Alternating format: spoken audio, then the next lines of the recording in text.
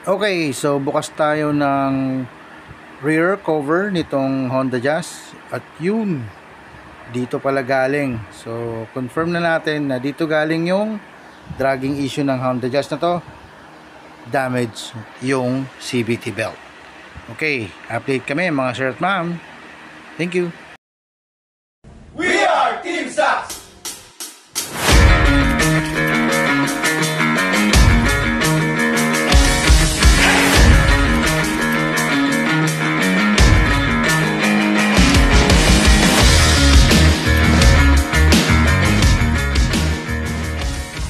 Okay, next project ng team. Itong kinakalas ni Sir Joy, isang Honda Jazz na may dragging issue. Opo, then ito po ay nagkakaroon ng dragging sa 40 km/h at minsan nung papunta siya sa shop medyo nasa 20 km, medyo nagdadrag na din daw. So update kami once na na-pull down na namin yung tranny dahil meron tayong mga nakuhang metal chips sa oil pan. So kailangan natin tong ibaba. Hello ma'am, good evening. Update lang kami dito sa Honda Jazz mo. So far natanggal na namin yung upper part. Yan, tapos ito yung ball body. Dito po yung nakalagay. So mapapansin nyo, yan o, nakita nyo to. So ito po ay bahagi ng steel belt. Ayun o, nagkahiwa-hiwalay na po talaga. Ayun. Ayan. So ayan. Ayan po, medyo matalim yan. Ayan, so ayan po yung mga, ayan o. So bubuksan pa namin ni Sir Joy yung banda sa CVT. Pero mukhang ito na, dito nang galing yung damage mga. Ito po. Good morning po, update lang po ko sa Honda Jazz natin. So far almost lahat na lang po ng parts dito na. So makikita nyo, ito yung chain natin. Yan, bago yan. Ayan, so kasilp yan. So yan yung difference natin, brand new po yung parts. Ito na yung filter. Ito na rin yung gasket sets. Wait lang po madam. Okay, so na double check natin. So set, buong set. Then ayan, nakita nyo sealed yung clutches at plate. So brand new parts ang ilalagay po natin. Ano? Salamat po. Mag-start na po ako ng rebuild. Thank you. Continuously variable transmission. Transmission code is 5T0. Ang concern ni client ay dragging issue. Opo, ito pong tranny na to ay nakakabit sa isang Honda Jazz.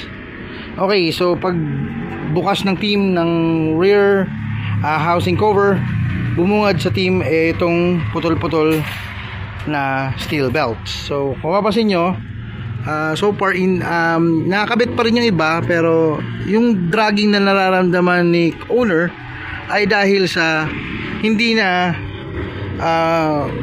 nakaayos yung belt. So kung mapapansin nyo, yung mga yan ay may element. Yan, nakita nyo to, itong maliliit to. So pag kinalas yan, ito yan, parang element yan. Yan tawag yan is element.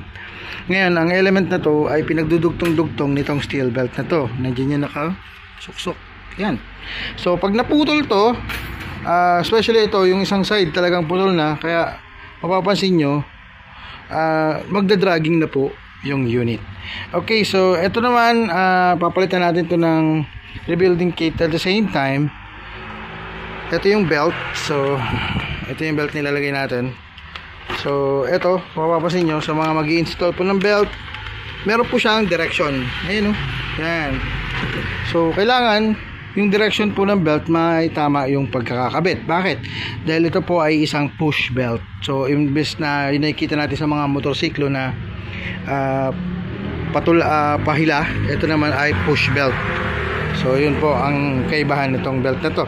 So ito, ongoing na yung rebuild natin dito sa Honda Jazz ni Madam. And then update kami pag maayos na. So far, ito yung full diagnosis kung bakit nagkakaroon ng dragging si Madam at certain speed. Dati daw nasa 60, ngayon nasa 20 na lang, may dragging na. Okay? So ito yung full diagnosis dito sa Honda Jazz dragging issue. Salamat! CV.